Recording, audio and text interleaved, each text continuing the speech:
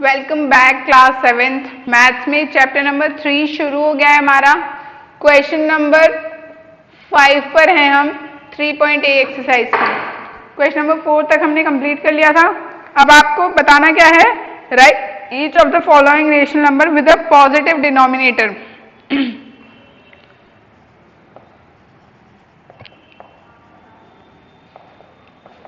Rational number with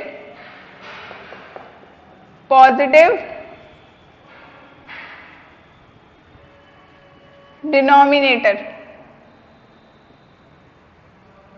देखिए question में क्या दे रखा है आपको, फर्स्ट -3 बाय -5। अब हमें इसको पॉजिटिव डिनोमिनेटर बनाना है। माइनस से माइनस कैंसिल होकर डायरेक्ट बन जाएगा पॉजिटिव डिनोमिनेटर। मतलब हमें नीचे वाले की बात करनी है, ऊपर वाले से हमें मतलब नहीं है। ऊपर वाला पॉजिटिव में हो नेगेटिव में हो कोई फर्क नहीं पड़ता, ठीक है। या फिर आप इसको ऐसे लिख सकते हैं -3 बाय -5 इंटू -1 इंटू -1। अगर दोनों को -1 से मल्टीप्लाई कर देंगे तो ये क्या हो जाएगा 3/5। आंसर बी है हमारा 10 बाय -13। इसको कैसे लिखेंगे हम 10 बाय -13 इंटू -1 इंटू -1। तो ये क्या हो गया, ऊपर तो हो गया -10, नीचे हो गया ओनली 13। माइनस माइनस प्लस हो गए ना ये हमारे। तो सिंपली हमने क्या किया है, इस माइनस को ऊपर पहुंचा दिया है, कुछ भी नहीं है। बस इसको यहाँ थोड़ा सा क्वेश्चन को दिखाने के लिए कि हमने किया क्या है एक्चुअली, इसलिए मैंने -1 से मल्टीप्लाई कर दिया है, ठीक है। क्वेश्चन सी है 12 बाय -17। वही सेम चीज करेंगे, 12 इंटू -1 -17 इंटू -1। इससे क्या होगा, ये नीचे डिनोमिनेटर जो है वो पॉजिटिव हो जाएगा और न्यूमरेटर जो है वो नेगेटिव बन जाएगा। अगर दोनों में नेगेटिव है तो सिंपली पॉजिटिव बन जाएगा। Question number D -19 bye -27।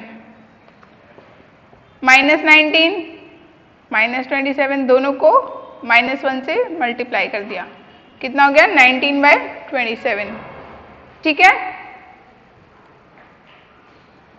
Okay एक क्वेश्चन यहीं पर आ जाएगा ई -52 बाय -67।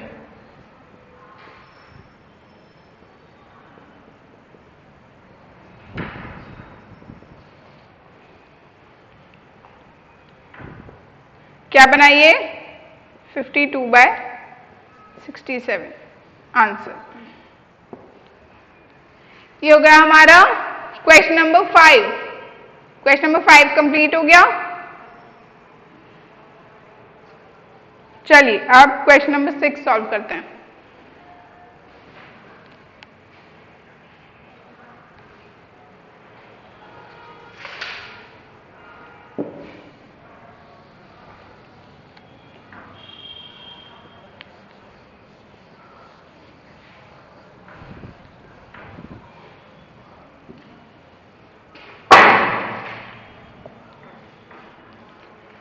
क्वेश्चन नंबर 6 में देखिए फिल इन द बॉक्सेस।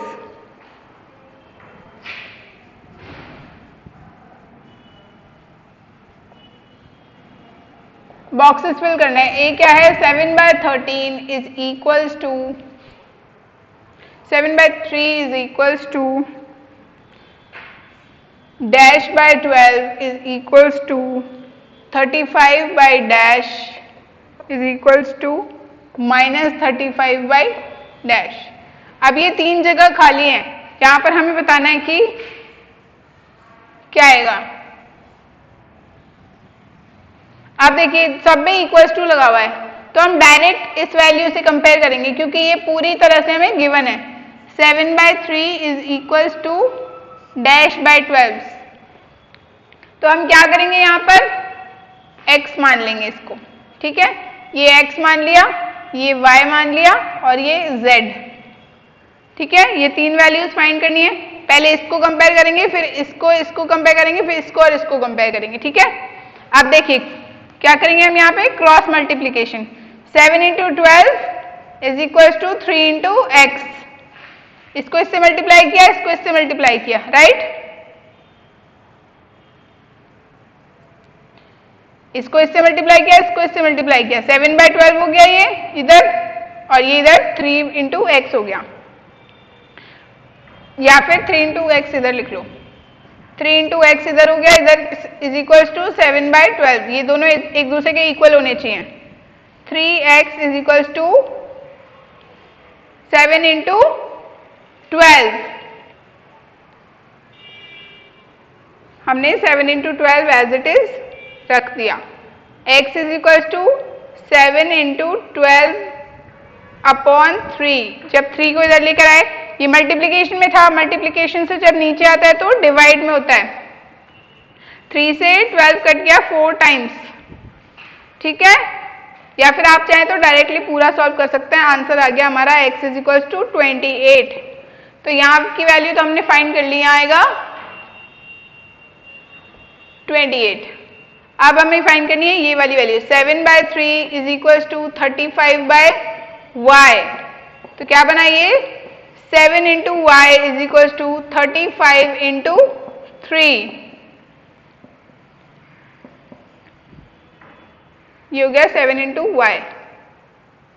अच्छा सॉल्व क्यों कर रहे हैं अपन, कट ही जाएगा ना ये, 35/3 अपॉन 7, ये 5 टाइम्स कट गया, 5 3 जा 15, y की आंसर आ गई हमारी 15, ठीक है? आपको समझ में तो आ रहा नहीं कैसे सॉल्व हुआ?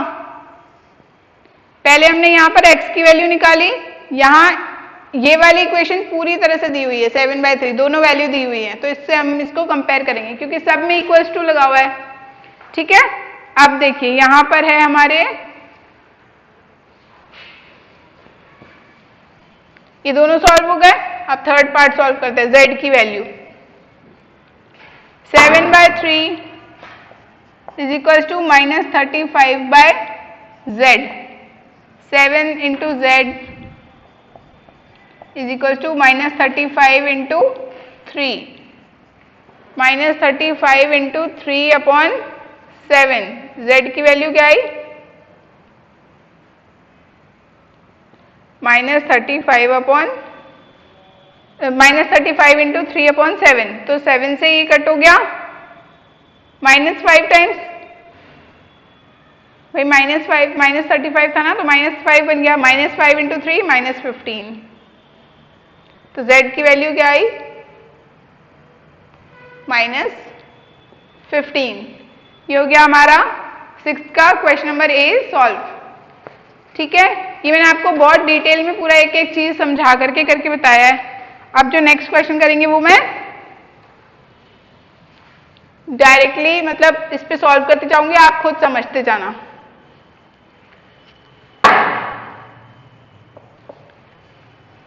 ठीक है, क्वेश्चन नंबर 2 है हमारा, -5/9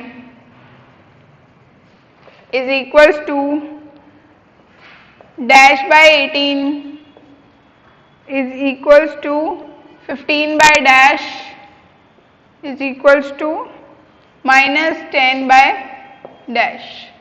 आप देखिए -5/9 is equals to ये x मान लीजिए, ये y और ये z, ठीक है? x/18, तो ये क्या बना 9 into x is equals to 18 into -5, ठीक है? x is equals to 18 into -5 upon 9, 9 से ये 18 कट गया 2 टाइम्स, 5 इंटू -2, सॉरी -5 इंटू 2 -10, हो गया आंसर -10, क्लियर? ठीक है, अब नेक्स्ट देखेंगे y की वैल्यू फाइंड करने के लिए। ये x की वैल्यू फाइंड हो गई, ये वाली वैल्यू आ गई -10,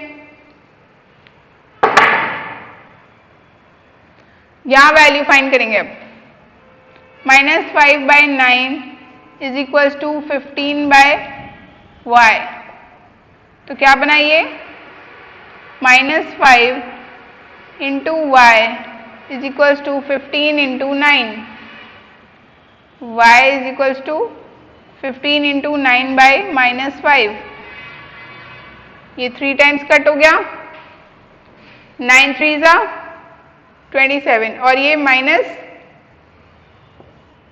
तो ये क्या बना,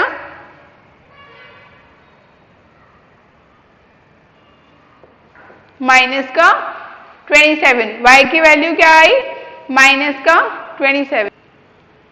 अब z की वैल्यू फाइंड करनी है, यहीं पे कर लेते हैं, -5/9 इज इक्वल्स टू -10/z, तो -5 into z is equals to -10 into 9, ये क्या हो गया, -10 इंटू 9 अपॉन -5, माइनस से माइनस कैंसिल, 5 से 10 कैंसिल 2 टाइम, 18, z की वैल्यू क्या आ रही है 18, और वो भी पॉजिटिव में, ठीक है। ये हो गया क्वेश्चन नंबर आपका 6। क्वेश्चन नंबर 6 के 2 ही पार्ट थे, दोनों कंप्लीट हो गए हैं। क्वेश्चन नंबर 7 देखेंगे अब।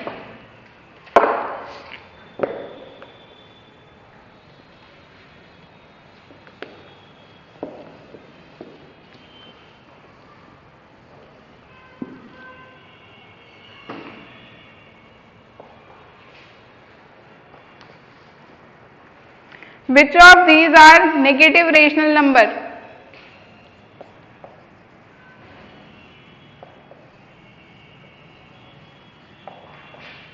आपको बताना है कौन से नेगेटिव रेशनल नंबर्स हैं।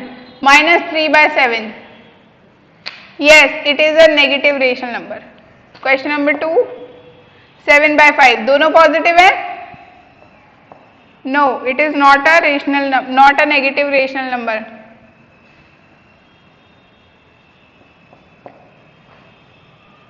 5/9, दोनों पॉजिटिव है, ऊपर वाला न्यूमरेटर भी डिनोमिनेटर भी, तो ये नेगेटिव नंबर नहीं है, नो।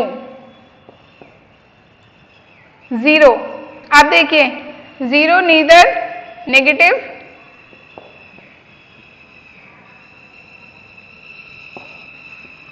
Nor positive. 0 ना नेगेटिव नंबर होता है ना पॉजिटिव नंबर होता है, ठीक है। तो आप क्या लिखेंगे इसके सामने, it is neither negative nor positive, ना तो ये नेगेटिव है ना ही ये पॉजिटिव है। ई है हमारा -3/-7, -3/-7 को हम 3/7 भी लिख सकते हैं, माइनस से माइनस कैंसिल करके, तो ये एक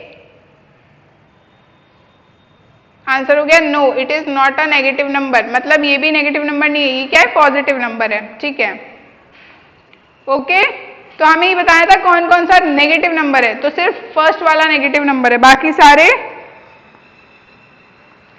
ओके, सॉरी इट्स 5/-9, तो ये एक नेगेटिव नंबर है, yes it is a negative number. Question में ही मिस्टेक हो रही थी मेरे से, ठीक है।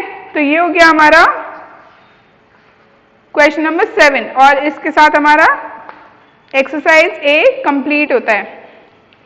एक्सरसाइज ए कंप्लीट हो गया है। अब आप देखेंगे आगे चैप्टर में क्या है। इजी एक्सरसाइज थी ये,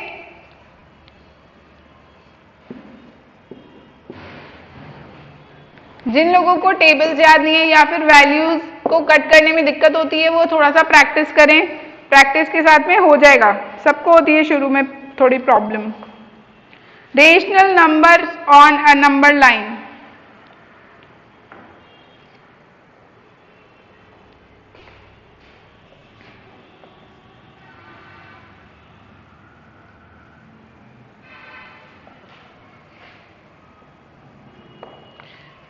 जैसे हम नॉर्मली इंटीजर्स की रेशनल नंबर, इंटीजर्स की लाइन बनाते थे वैसे ही ये भी बनेगी।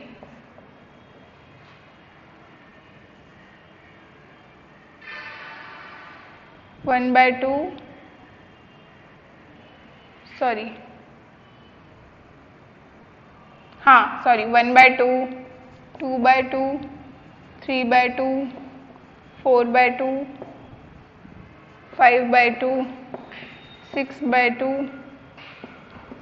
7/2, 8/2। इधर देखिए -1/2, -2/2, -3/2, -4/2, -5/2। जो भी हमारा डिनोमिनेटर होता है वो हम सेम रखते हुए बाकी सारे नंबर्स को फिल करते जाते हैं। ठीक है, अब देखिए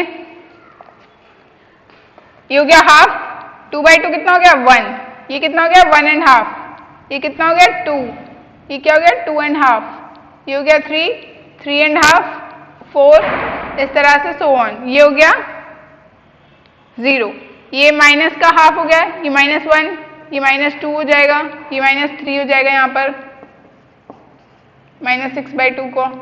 ठीक है, तो इस तरह से ये नंबर्स ऐसे ही चलते रहते हैं। अगर यहाँ पर नीचे 4 रखते हैं हम तो भी सेम वैल्यू चलती, 1/4, 2/4, 3/4, 4/4। ठीक है, 5/4, 6/4, 7/4, 8/4, ऐसे ही यहाँ पर चलता, -1/4, -2/4, -3/4, -4/4। तो सेम रिप्रेजेंटेशन है, कुछ भी डिफरेंट नहीं है, बस अपॉन में वैल्यू रख देनी है हमें। ठीक है, 0 को एज इट इज बीच में रहने देंगे। और इसमें भी सेम रूल है, ये वाला नंबर छोटा होता है, ये वाला पहले वाला नंबर बड़ा होता है। जैसे हम राइट साइड में जाते जाएंगे नंबर्स बड़े होते जाएंगे, मतलब ये छोटा है, फिर ये उससे बड़ा है, फिर ये उससे बड़ा, उससे बड़ा, उससे बड़ा, उससे बड़ा। ठीक है, ये हो गया हमारा rational numbers on a number line.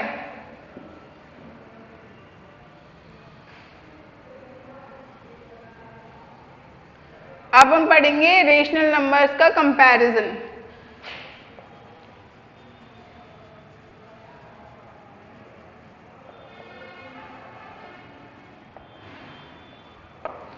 Comparison of rational numbers.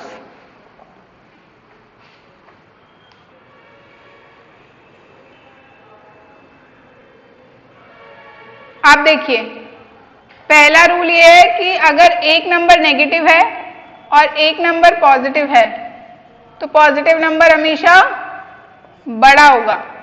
कभी भी रेशनल नंबर में या किसी भी नंबर में कंपैरिजन करेंगे, एक नंबर नेगेटिव होगा, एक नंबर पॉजिटिव होगा, तो हमेशा पॉजिटिव वाला नंबर बड़ा होगा। ठीक है, अब मान लीजिए दो नंबर्स गिवन है,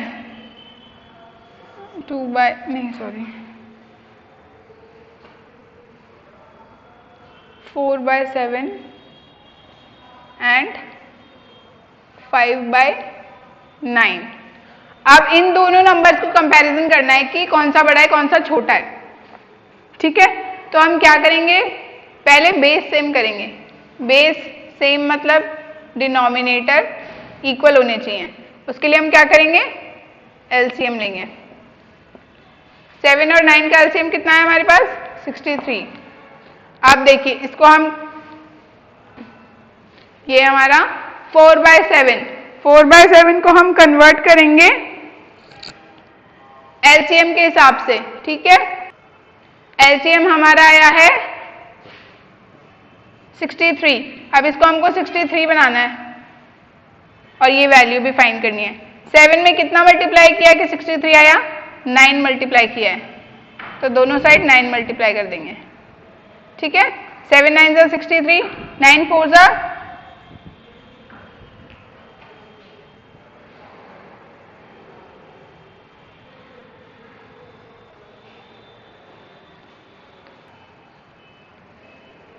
देखिए अगर आपको ये डायरेक्ट फाइंड करने में दिक्कत हो रही है तो मैं आपको ये पुराना वाला मेथड बता रही हूँ जो अभी हमने सॉल्व किया था। 63 अपॉन, यहाँ पर ये वैल्यू फाइंड करनी है ना आपको। अब देखिए आप इसमें क्रॉस मल्टीप्लाई भी कर सकते हैं, ये वाला मेथड करना जरूरी नहीं है, ये वैसे 36 आ जाएगा।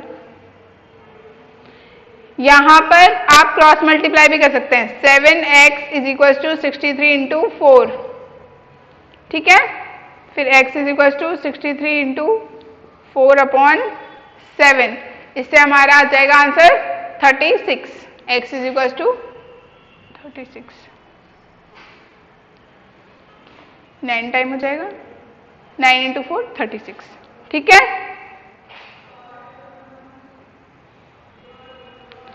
9 इंटू 4 36 हो जाएगा। और अगर आप डायरेक्ट ऐसे कर सकते हैं जैसे मैंने किया है तो बहुत अच्छी बात है, वरना ये वाला आप इस तरह से सॉल्व कर लें। ठीक है, एक बार वापस से बता देती हूँ। एलसीएम लिया 63, 4/7। अब हमें बताना ये है कि यहाँ 63 आएगा और यहाँ पर क्या आएगा। बेस तो हमें पता है 63 करना है, हमें इक्वल करना है। 7 को किससे मल्टीप्लाई करेंगे तो 63 आएगा 9 से। 4 को भी फिर हम 9 से मल्टीप्लाई कर देंगे, ये हो गया 36/63। अब 5/9, ये तो इसका कन्वर्जन हो गया। ठीक है, अब 5/9 को भी तो कन्वर्ट करना है।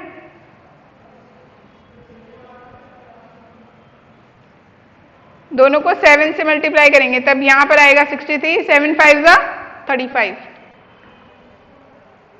अब देखिए कौन बड़ा है कौन छोटा है। ये हो गया 36/63 और ये हो गया 35/63। तो कौन सा बड़ा हो गया 36। जब बेस सेम है तो ऊपर वाली डिजिट देख लेंगे, 35 बड़ा है या 36 बड़ा है, 36 बड़ा है। 36 की तरफ ग्रेटर देन का साइन लगा दिया हमने। ठीक है, इस तरह से हम दो वैल्यूज को कंपेयर करते हैं जब बेस सेम नहीं होता। बेस सेम करने के लिए हम एलसीएम लेते हैं, दोनों वैल्यूज को कन्वर्ट करते हैं और फिर फाइनली अब लिखेंगे कैसे इसको, 4/7 is greater than 5/9। Answer 4/7 is greater. Okay, now let's देखिए वही बता रखा है क्रॉस मल्टीप्लिकेशन से कैसे सॉल्व होता है। ठीक है, मैंने आपको बता ही दिया वो क्रॉस मल्टीप्लिकेशन वाला मेथड। जो आपको इजी लगे आप उससे सॉल्व कीजिए। मैथ्स में बहुत सारे तरीके होते हैं हर क्वेश्चन को सॉल्व करने के, जो जैसे सॉल्व करना चाहे, जिसको जैसे समझ में आए वो वैसे सॉल्व कर सकता है। बस सही सॉल्व करना है, हर कुछ नहीं कर देना है। ठीक है, आप देखिए ध्यान से समझिएगा, हमें रेशनल नंबर्स के rational numbers between rational numbers, rational numbers के बीच में रेशनल नंबर निकालना है। ठीक है, रेशनल नंबर के बीच में रेशनल नंबर निकालना है। जैसे कि दो वैल्यूज गिवन है, ठीक है, मान लीजिए -7/15 एंड -2/15। इन दोनों के बीच का रेशनल नंबर निकालना है। कैसे निकालेंगे आप देखिए, दोनों के बीच में नंबर लाइन बनाएंगे। ये मैं आपको बता रही हूं कैसे निकालते हैं नॉर्मली। ठीक है, यहां दोनों वैल्यूज माइनस में तो 0 यहां हो गया। आप देखिए -1/15, -2/15, -3/15, क्योंकि दोनों का डिनोमिनेटर सेम है, 15 है दोनों में।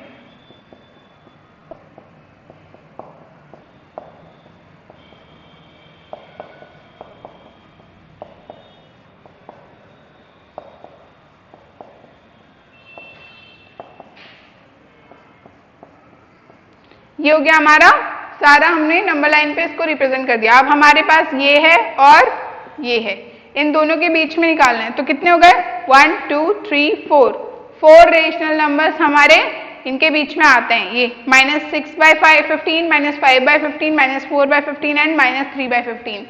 तो इन दोनों के बीच के रेशनल नंबर्स कौन कौन से हो गए, -6/15, -5/15, -4/15 एंड -3/15। ये हो गए हमारे इनके बीच के रेशनल नंबर्स। लेकिन हर बार हम इसे इस तरह से नहीं निकाल पाएंगे। नंबर लाइन ड्रॉ करके निकालना थोड़ा सा आपको मुश्किल हो जाएगा। वैसे तो आपको वैल्यूज तो पता ही है, आप वैसे भी निकाल सकते हो सिंपली। तो आप देखिए मैं आपको एक एग्जांपल लेकर के बताती हूँ आप कितने निकाल सकते हो और कैसे निकाल सकते हैं। जब डिनोमिनेटर सेम है तब -7/4 एंड 3/4। अब इन दोनों के बीच के सारे रेशनल नंबर्स निकालने हैं। अब कितने रेशनल नंबर्स निकलेंगे पहले ये देखिए, डिनोमिनेटर सेम है तो हम क्या करेंगे 3 -7। ठीक है, इससे इसको माइनस कर दिया, ये छोटी वैल्यू है इसलिए हमने इसको इधर रखा है। ठीक है, 3 3 + 7 हो गया ये 10। तो हम कितने रेशनल नंबर्स निकाल सकते हैं इन दोनों के बीच में? 10। ऊपर वालों को माइनस करके देख लेंगे, ठीक है।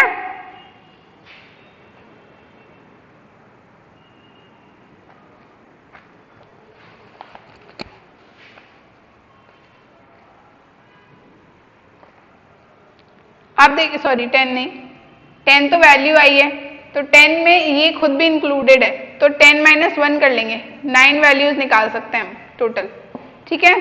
9 वैल्यूज हमारी 9 रेशनल नंबर्स निकल सकते हैं इन दोनों के बीच में। अब देखिए वही फिर से नंबर लाइन ड्रॉ करके भी निकाला जा सकता है और खुद से भी निकाला जा सकता है। कोई -7/4, -6/4, -5/4, -4/4, -3/4, -2/4, -1/4, यहाँ 1/4, 2/4 एंड 3/4। यहाँ से यहाँ तक का निकालना है। 1 2 3 4 5 6 7 8 9, ये हो गए हमारे 9 रेशनल नंबर्स, ठीक है। 0 भी इसमें इंक्लूडेड है, ठीक है। 0/4 कर दो चाहो तो रेशनल नंबर के तौर पे, ठीक है। अब ये हो गया हमारे रेशनल नंबर्स, तो हम यहाँ लिख लेंगे -6/4, -5/4, -3/4, -4/4, -3/4, -2/4, -1/4, 0/4, 1/4, 2/4, ये हो गए हमारे आंसर। अब देखिए अगर हमें चाहिए कि 12 रेशनल नंबर्स निकालने हैं इन दोनों के बीच में, तो कैसे निकालोगे? यहाँ तो 9 ही निकल रहे हैं, तो हम क्या करेंगे? -7/4 और 3/4 इनको 2 से मल्टीप्लाई कर लेंगे दोनों साइड, तो बेस हमारा हो जाएगा डबल। क्या बन जाएगा ये? -14/8 और इधर 3/4 को मल्टीप्लाई कर लेंगे 2 से, तो क्या हो जाएगा 6/8। अब देखिए 6 - -14 कितना हुआ? 20, तो 20 - 1 19 वैल्यूज निकाल सकते हैं अब हम। अब फिर से इनको नंबर लाइन पर रिप्रेजेंट करेंगे तो 8 से -14/8, -13/8, -12, -11, -10, -9, ये सारे निकालते हुए हम इसमें से 19 वैल्यूज फाइंड आउट कर सकते हैं, ठीक है। ये हो गया हमारा जब हमारा डिनोमिनेटर सेम है। अगर हमारा डिनोमिनेटर सेम नहीं होता है तो पहले हम उसे सेम बनाते हैं, ठीक है।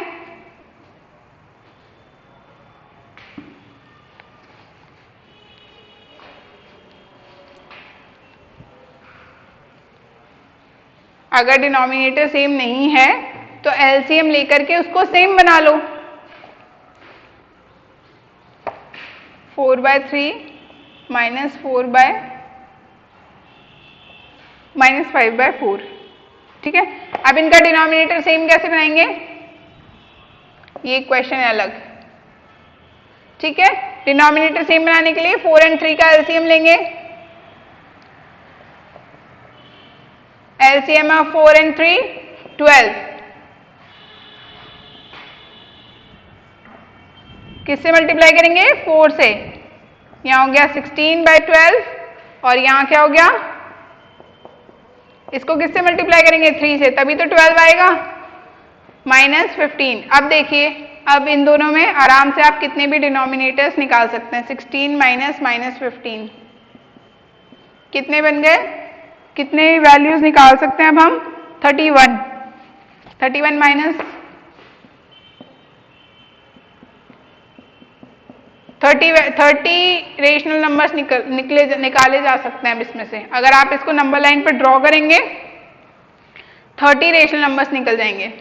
-15 के बाद से शुरू करेंगे। -14/12, -13/12, -12/12, यहाँ से लेते हुए 0 तक, फिर 0 से 1/12, 2/12, से लेकर के कितना 15/12 एंड 16/12, तो इनके दोनों के बीच में जितने भी आ गए 16/12 तो आएगा ही नहीं, ये सारे जो हो गए ये सब हो गए इसके in between rational numbers, in rational दो रेशनल नंबर्स के बीच में जितने रेशनल नंबर्स आते हैं। ठीक है, that's it for today. Next lecture में हम एक्सरसाइज कंटिन्यू करेंगे। जिसे यहाँ पर समझ में नहीं आया, थोड़ी भी प्रॉब्लम है, एक्सरसाइज में जब हम क्वेश्चन सॉल्व करेंगे तब आपको क्लियर हो जाएगा। ठीक है, ओके क्लास, थैंक यू।